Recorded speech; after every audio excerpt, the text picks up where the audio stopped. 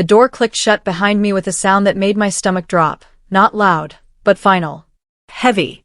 The kind of lock that doesn't open from the inside. I was sitting in a plastic chair bolted to the floor of a small intake room at Riverside Behavioral Health Center, under fluorescent lights that flickered every few seconds. A nurse in pale blue scrubs sat across from me, her expression professionally sympathetic as she reviewed papers on a clipboard. "Your parents are very concerned about you, Naomi," she said gently. "They want to make sure you're safe."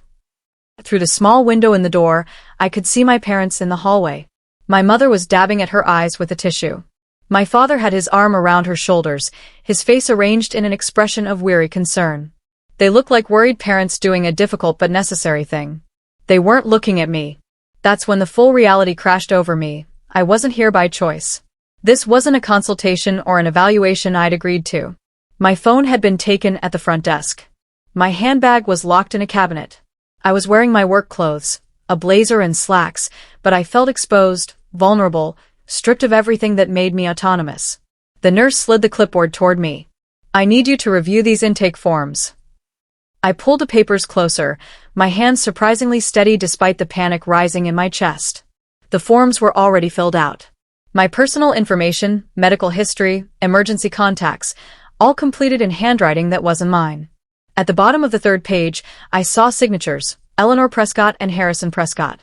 My parents. The date was today's date. The timestamp showed they'd arrived 90 minutes before bringing me here. "They signed these before I even got here," I said, my voice flat. The nurse's expression didn't change. "Your parents initiated the emergency evaluation. They provided detailed information about concerning behaviors and their worry for your safety." I scanned the forms more carefully. Words jumped out at me, increasingly erratic, withdrawn from family, financial irresponsibility, refusing treatment, history of instability. None of it was true. All of it was documented as if it were fact. "I never refused treatment," I said carefully. "I've never been in treatment." "According to your parents," the nurse began. "My parents are lying," I interrupted, then immediately regretted my tone. Arguing would only make me look unstable. Exactly what they wanted. I forced myself to breathe slowly. "I mean, there's been a misunderstanding. I'd like to speak with a doctor, please." The nurse made a note on her clipboard. "Dr. Walsh will evaluate you shortly. In the meantime, we need to ensure everyone's safety. You'll be in observation for the initial 72 hours. 72 hours. 3 days. They could hold me for 3 days without my consent, based solely on my parents' statements. One thought cut through the fog of disbelief and fear crystallizing in my mind. My parents had me institutionalized to control my inheritance. It wasn't paranoia. It wasn't a misunderstanding. It was calculated. I was 34 years old. In 6 months, I would turn 35, and according to the terms of my grandmother's trust, control would transfer from my parents to me. $2 million that had been held in trust since my grandmother's death 12 years ago. For over a decade, my parents had managed that money, made investment decisions, controlled distributions. In 6 months, their authority ended. Unless I was declared incompetent. Unless they could establish a pattern of instability. Unless they could create a legal basis to maintain control. This wasn't about my mental health. This was about money. And they'd just made their first move in a game I hadn't known we were playing. Let me tell you who I am, because the intake forms my parents filled out certainly won't. My name is Naomi Prescott. I'm 34 years old, a senior financial analyst at Whitmore Consulting, and I've lived independently for 12 years. I graduated with honors from Boston University with a degree in finance. I have a clean credit history, a 401k, and an apartment lease I've never missed a payment on. I'm not erratic. I'm not unstable. I'm not a danger to myself or anyone else. But I am about to inherit control of a substantial trust fund that my parents have been treating as their personal retirement account. My grandmother, Dorothy Prescott, had been a successful real estate developer. When she died, she left her estate in a trust with specific terms. My parents would manage it until I turned 35, at which point full control would transfer to me. The trust was meant to ensure I was mature enough to handle that level of wealth. What my grandmother hadn't anticipated was that my parents would come to depend on that control. Over 12 years, they'd grown comfortable making decisions about investments, distributions, and management fees. They'd taken advisor fees, charged management expenses, and used trust provisions to fund their lifestyle. Now they were being treated like a liability instead of stewards. and I was being treated like I was sick. The memory of how this started was still fresh, just 3 weeks old. I'd received a letter from the trust's law firm, Brennan and Associates, informing me of the upcoming transfer. It outlined the process, the documentation I'd need to provide, and the timeline for assuming control. I'd been excited. Nervous, but excited. This was my grandmother's legacy, something she'd worked her entire life to build. I wanted to honor that by managing it responsibly. I'd called my parents to discuss the transition, expecting they'd be supportive, maybe even relieved to hand over the responsibility. Instead, my mother had gone silent on the phone. When my father took over, his voice was tight. "We need to talk about this in person. There are complications you don't understand." We'd met for dinner at their country club the following week. My father had spent an hour explaining why I wasn't ready for the transfer. I was too young, too inexperienced, too focused on my career to properly manage investments. "The trust is complex," he'd said. "You could make mistakes that would devastate what your grandmother built. We're only thinking of protecting your interests." "I'm a financial analyst," I'd reminded him. "I manage portfolios professionally." "That's different," my mother had interjected. "This is family money. You're too close to it to be objective." The countdown had begun. They were running out of time to maintain control. After that dinner, my parents had started building a narrative. They called my apartment repeatedly, leaving messages expressing concern when I didn't answer immediately. They showed up at my workplace, telling the receptionist they were worried about me. They sent emails to extended family members suggesting I was going through a difficult time and might need support. Each action, viewed individually, seemed caring. Collectively, they formed a pattern of documented concern. "Naomi has been increasingly erratic," my mother told my aunt in an email I only saw later. "She's withdrawn from family activities, made questionable financial decisions, and refused to listen to guidance. We're very worried." The questionable financial decisions were me declining to loan them money for a vacation property. The withdrawal from family was me setting boundaries about their involvement in my life. The refusal to listen to guidance was me disagreeing with their assessment of my readiness for the trust transfer. They were rewriting reality, creating a version of me that justified intervention. And now, sitting in this locked intake room, I understood they'd escalated from narrative to action. The paperwork in front of me was full of their fabrications, each one carefully worded to suggest instability, isolates herself, makes impulsive choices, demonstrates poor judgment, shows signs of depression. None of it matched my actual life. All of it matched their needs. The nurse stood, collecting her clipboard. "Someone will bring you to your room. Dr. Walsh will see you within the next few hours. Do you have any questions?" I had 1,000 questions. Instead, I said simply, "No. Thank you." She paused, perhaps surprised by my calm. "The initial period can be difficult. Try to rest. You're safe here." After she left, I sat alone in the intake room and made a conscious decision. I would not panic. I would not argue. I would not give them any evidence to support my parents' claims. Silence would be my survival strategy. Compliance would build credibility. Every institution runs on documentation, on observed behaviors, on patterns that either confirm or contradict the intake narrative. My parents had provided one story. I would provide a different reality through my actions. No outbursts. No resistance. No drama. Just calm, rational cooperation with every protocol, every request, every procedure. Let the record show what I actually was, stable, coherent, and completely in control of myself. An attendant arrived to escort me to the residential wing. As we walked down sterile hallways, passing other patients and staff members, I kept my expression neutral. I answered questions politely. I didn't look back at the locked door or forward to whatever came next. I stayed present, focused, methodical. This was a chess game where my parents had made the opening move. I was already planning 3 moves ahead. My assigned room was small but clean, a single bed, a desk bolted to the wall, a narrow window with a view of the parking lot. The door had a window too, allowing staff to observe inside. There was no privacy, no autonomy, no dignity in the traditional sense. But there were procedures. And procedures meant documentation. After the attendant left, I found my intake summary in a folder on the desk. Apparently, patients were given access to their own files as part of the therapeutic process. I read every word carefully. The summary was based almost entirely on secondhand information from my parents.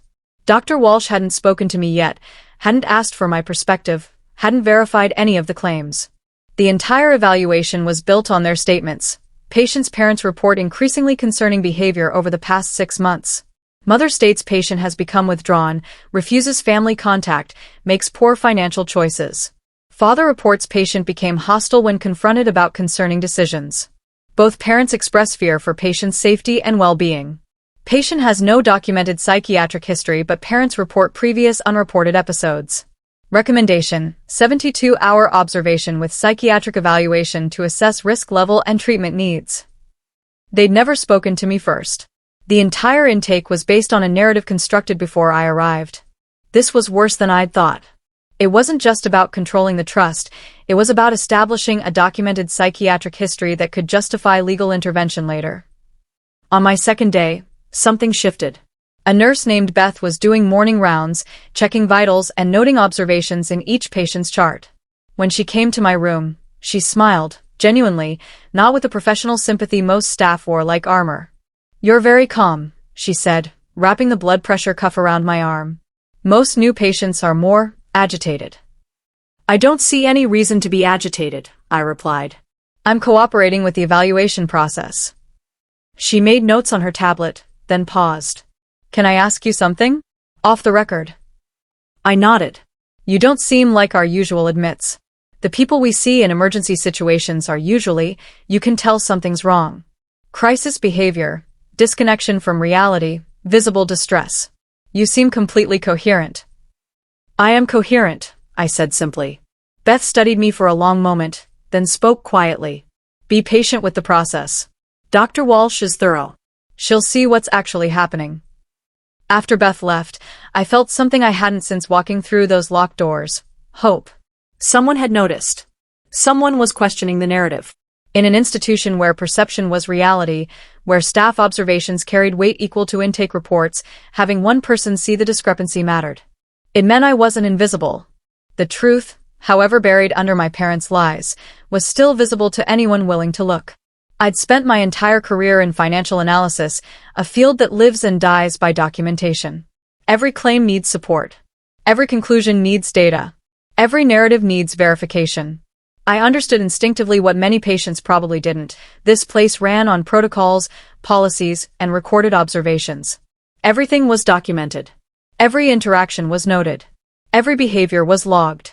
That meant the truth would emerge in the daily records being compiled by staff. The intake report said I was erratic and withdrawn.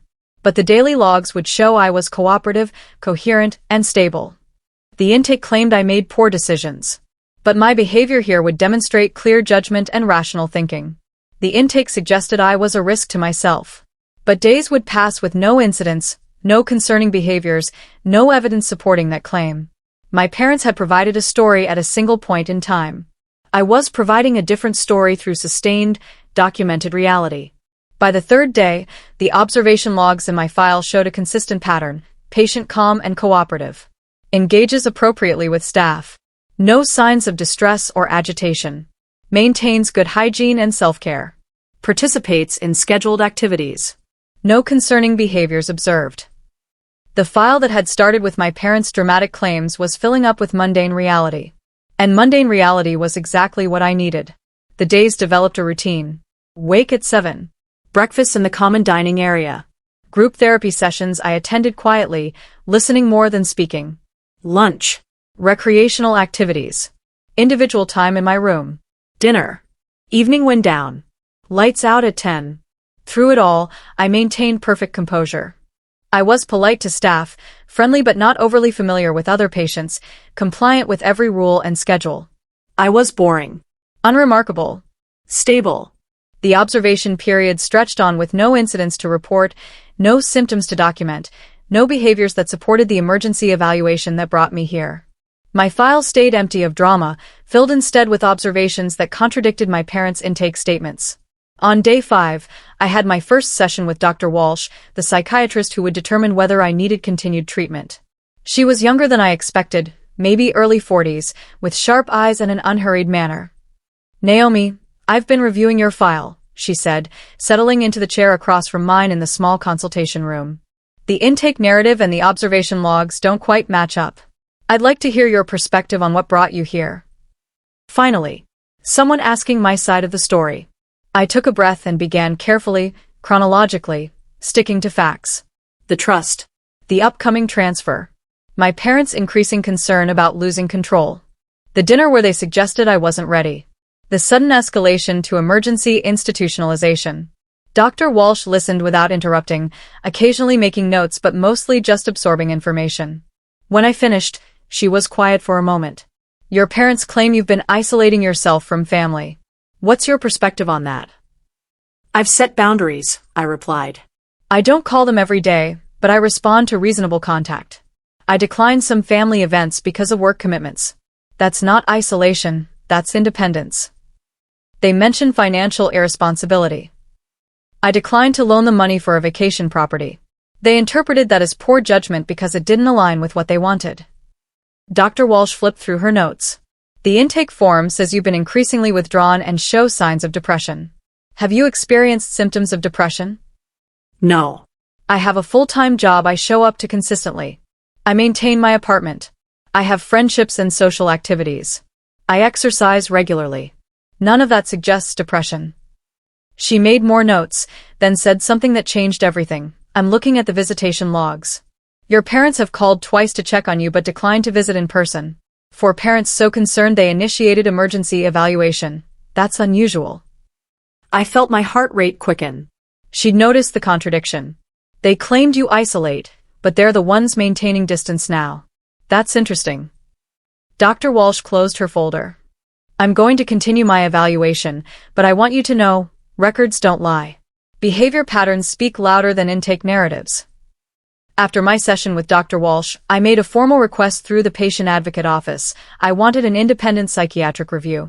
It was within my rights under state mental health law. Any patient could request evaluation by a psychiatrist not affiliated with the facility, someone who could provide an unbiased assessment.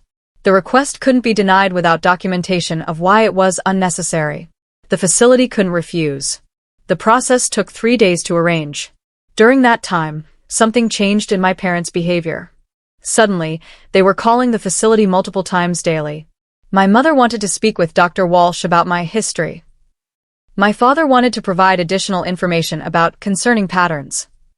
They scheduled a family meeting to discuss my long-term treatment needs. Beth, the nurse who'd first questioned my presence here, mentioned it during evening rounds. Your parents seem very invested in your treatment plan, she said carefully. They're making a lot of calls. They're nervous, I replied. They're losing control of the situation. Control, Beth repeated, as if the word confirmed something she'd been thinking. That's an interesting way to frame it. The independent psychiatrist was scheduled to arrive the following Tuesday. Until then, I continued my routine of perfect compliance, boring stability, and documented normalcy.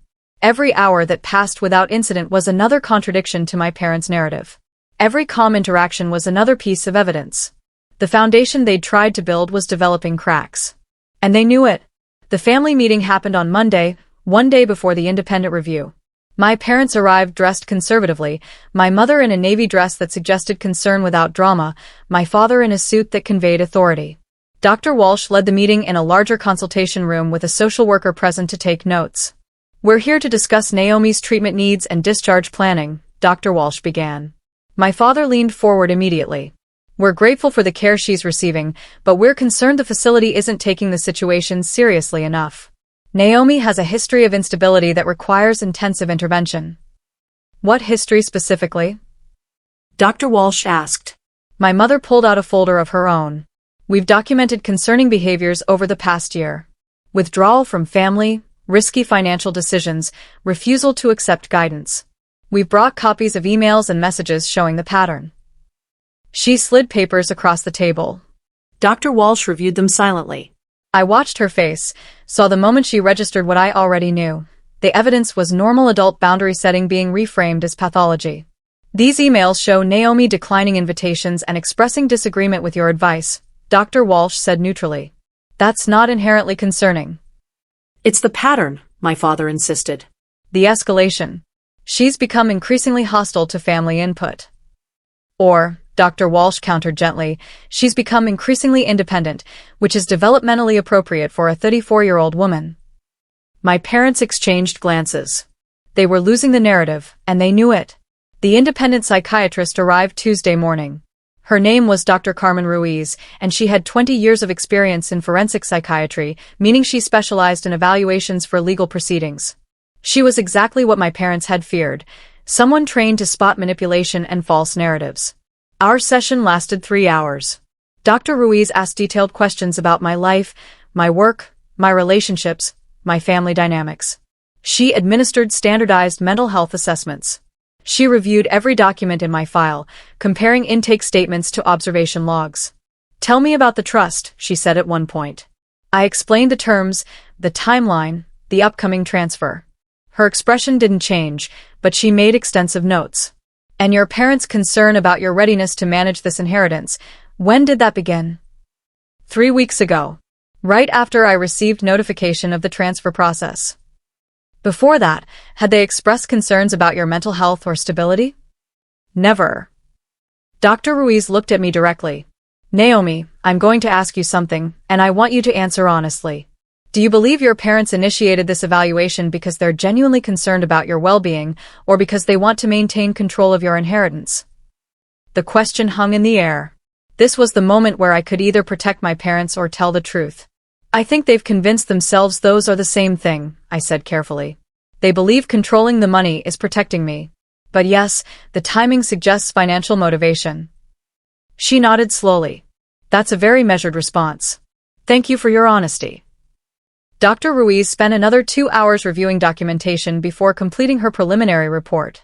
I didn't see it immediately, but Beth mentioned during afternoon rounds that Dr. Walsh and Dr. Ruiz had been in consultation for over an hour. "That's unusual," Beth said. "Independent reviews are usually pretty straightforward. When they take this long, it means something complicated is happening." The next morning, I was called to meet with both psychiatrists together. They sat side by side, their professional expressions revealing nothing, but I could sense something had shifted. "Naomi, we've completed the independent review," Dr. Walsh began. "Dr. Ruiz has findings that raise significant concerns, not about you, but about the circumstances of your admission." Dr. Ruiz took over. "Your intake narrative describes symptoms and behaviors that don't appear in any observation logs. Your parents reported a psychiatric history that has no supporting documentation. Most significantly, the timeline of your concerning behaviors correlates perfectly with the approach of a major financial milestone." She paused. "That correlation is too perfect to be coincidental." My heart was pounding, but I kept my face neutral. "The preliminary assessment shows no clinical justification for involuntary psychiatric hold. Your behavior has been consistently stable, your affect appropriate, your judgment sound. You show no signs of mental illness or danger to yourself or others." Dr. Walsh added, "More concerningly, there are indicators of potential conflict of interest in your parents' statements. The timing, the financial stakes, the lack of corroborating evidence, these suggest motivations beyond mental health concerns." This was unraveling faster than I'd expected. "What happens now?" I asked carefully. "We're required to report our findings to the facility's ethics board and legal compliance department," Dr. Walsh explained. "When there's potential abuse of the mental health system for financial or personal gain, we have legal obligations to investigate." Dr. Ruiz continued, "The independent review doesn't support continued treatment. My recommendation is immediate discharge with a notation that admission was not clinically warranted. However, given the financial implications and potential exploitation concerns, this case will be flagged for Adult Protective Services review." Adult Protective Services. The phrase echoed in my mind. This wasn't just about me anymore. This was about systemic protection against exactly the kind of manipulation my parents had attempted. "Your parents will be notified of the findings," Dr. Walsh said. "They have the right to respond, but the burden of proof has shifted.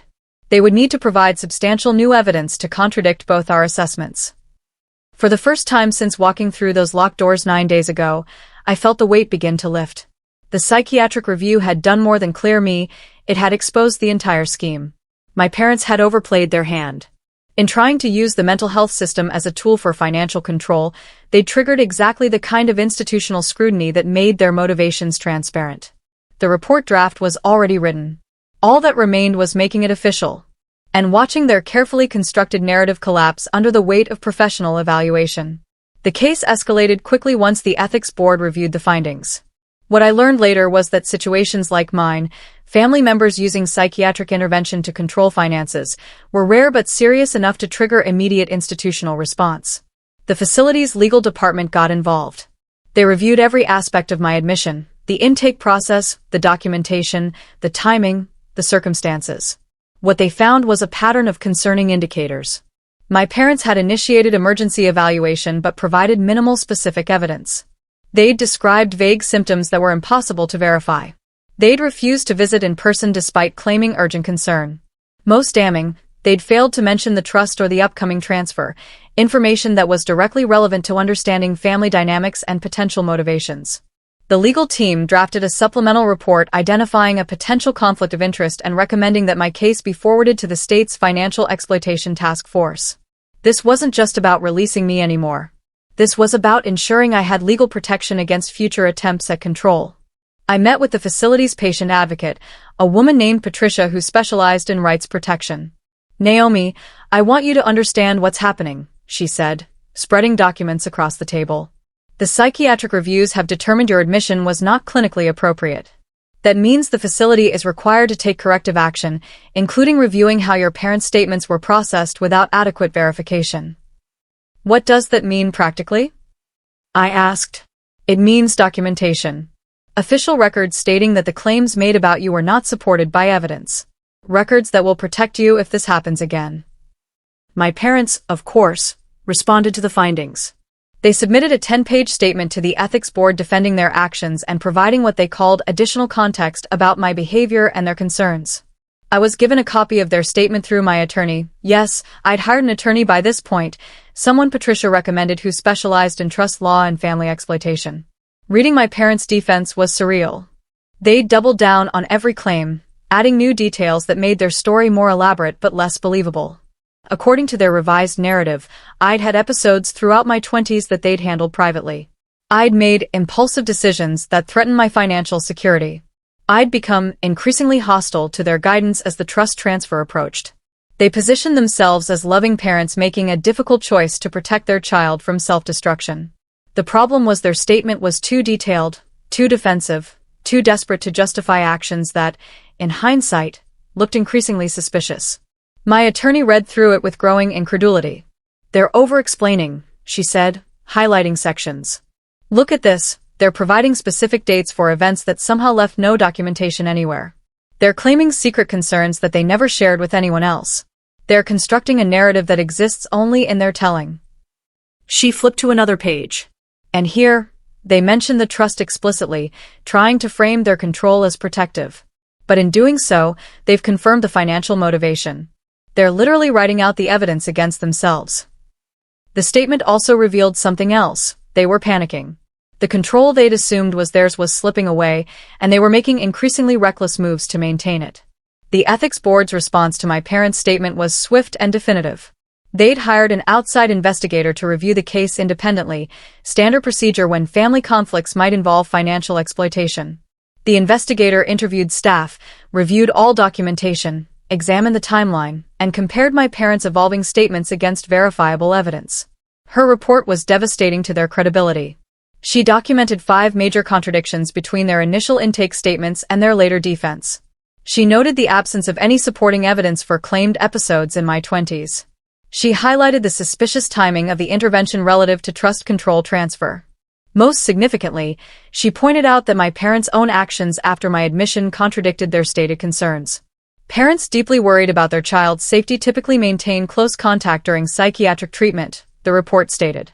The Prescotts made minimal contact and declined opportunities for family therapy sessions. This pattern suggests concern about maintaining a narrative rather than genuine worry about their daughter's well-being. The investigator's conclusion was unambiguous. The evidence strongly suggests this admission was initiated for reasons other than mental health concerns. Financial control appears to be the primary motivation. The facility's protocols for verifying emergency evaluation claims should be reviewed and strengthened. Within 2 days, the facility's legal department issued its determination. My admission had been inappropriate, my parents' claims were not substantiated, and my discharge would be immediate with a formal apology and notation that no clinical issues were found. Dr. Walsh delivered the news personally. "Naomi, the facility's final evaluation is complete.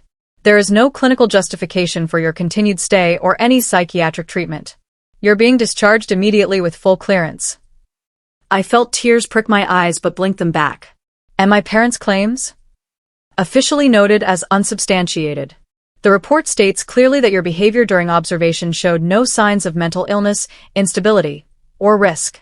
Your parents' descriptions don't match the documented reality of who you are. She paused. I want to apologize on behalf of the facility. Our intake procedure should have included more verification before accepting emergency evaluation claims. We're implementing new protocols because of your case. What happens next? I asked. That's up to you. You're free to leave. The facility will provide documentation supporting your mental health status if needed for legal purposes. And the case has been forwarded to Protective Services and the Trust's legal oversight as required by law. That afternoon, I walked through the discharge process. I signed papers, collected my belongings, and received a sealed envelope containing my complete file and the official findings.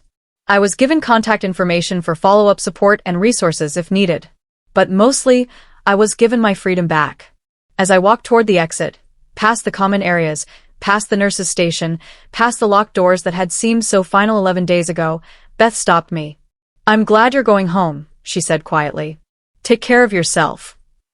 "I will," I replied. And for the first time in almost 2 weeks, I meant it. The psychiatric review's reversal had immediate legal implications. My attorney filed paperwork with the Trust's Legal Oversight Committee, attaching the facility's findings and the ethics investigation report. The Trust had built-in protections against exactly this situation, provisions requiring that any claims of beneficiary incompetence be supported by credible medical evidence. My parents' attempt to establish psychiatric grounds for maintaining control had not only failed but had created a documented pattern of manipulation. The Oversight Committee responded within 48 hours. They were accelerating the transfer process. Instead of waiting until my 35th birthday, control of the Trust would transfer immediately based on the psychiatric clearance and the concerning circumstances surrounding the attempted intervention. My parents' authority was terminated effective immediately. An independent trustee would manage the transition. I would assume full control within 30 days. The committee's letter was formal but clear in its implications. Given documented concerns about the current trustee's motivations and actions, the committee finds it appropriate to expedite transfer to the primary beneficiary. The attempt to use psychiatric intervention to delay or prevent transfer raises serious questions about fiduciary responsibility. My parents had lost everything they'd tried to preserve. Not just access to the money, but their credibility, their reputation, and any claim to protective concern. The very action they'd taken to maintain control had eliminated it entirely. Their arrogance had talked too much, revealed too much, overplayed a hand that was always weaker than they believed. The trust transfer happened on a Tuesday morning in a conference room at Brennan & Associates. The independent trustee, a financial attorney named Harold Bennett, walked me through every document, every account, every investment. $2 million in diversified holdings, real estate investments, and managed funds. It was mine now. Completely, legally, irrevocably mine. Your grandmother set this up with careful protections, Harold explained. She wanted you to have security and independence. Given recent events, those protections proved necessary in ways she probably didn't anticipate. I signed the final transfer documents, and Harold handed me a folder containing complete account access, statements, and management information. You have full authority now. No restrictions, no oversight, no required approvals. This is your inheritance to manage as you see fit. On my way out of the building, I passed my parents in the lobby. They were arriving for a meeting with the trust committee, likely to dispute the accelerated transfer, though they had no legal ground to stand on. My mother's face was tight with suppressed anger. My father wouldn't meet my eyes. I nodded politely and kept walking. There was nothing to say. They'd made their choices, and those choices had led exactly here, to them losing everything they'd tried to control, while I walked away with the inheritance that had always been meant for me. Justice wasn't loud or dramatic. It was quiet, documented, and absolutely final. I moved 2 weeks later.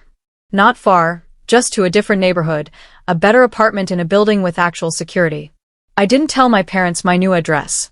I didn't give them my new phone number. I blocked their email addresses and social media accounts. The separation was complete, surgical, necessary.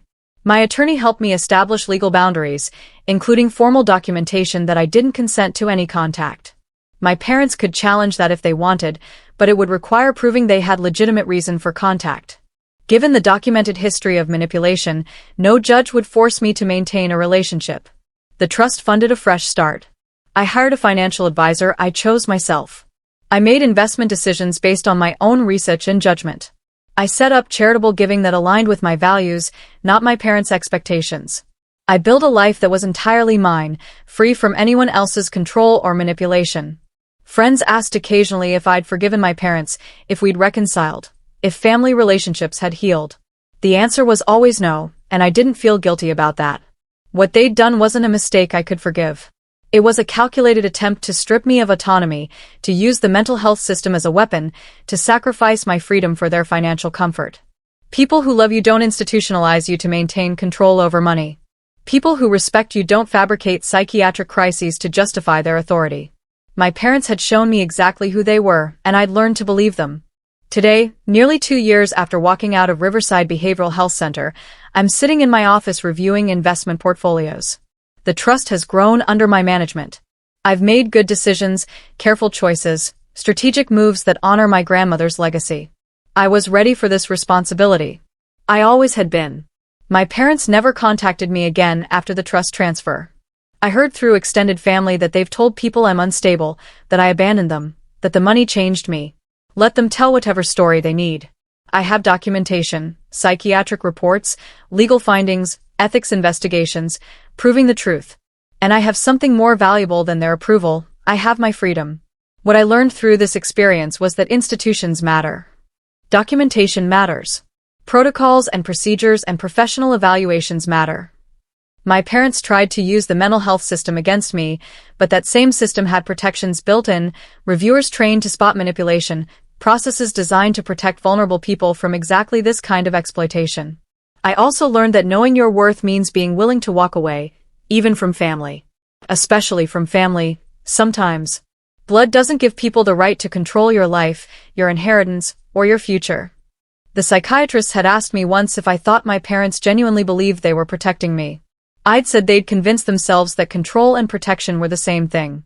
Now I know differently. If someone has to call you unstable to keep power over you, they were never protecting you, only themselves. I walked away free. That's the win. Not the money, though that's certainly mine. But the freedom to make my own choices, live my own life, and know with absolute certainty that I am exactly as stable, competent, and capable as I always believed myself to be. My parents tried to take that from me. The psychiatric review gave it back. And I'll never let anyone threaten it again.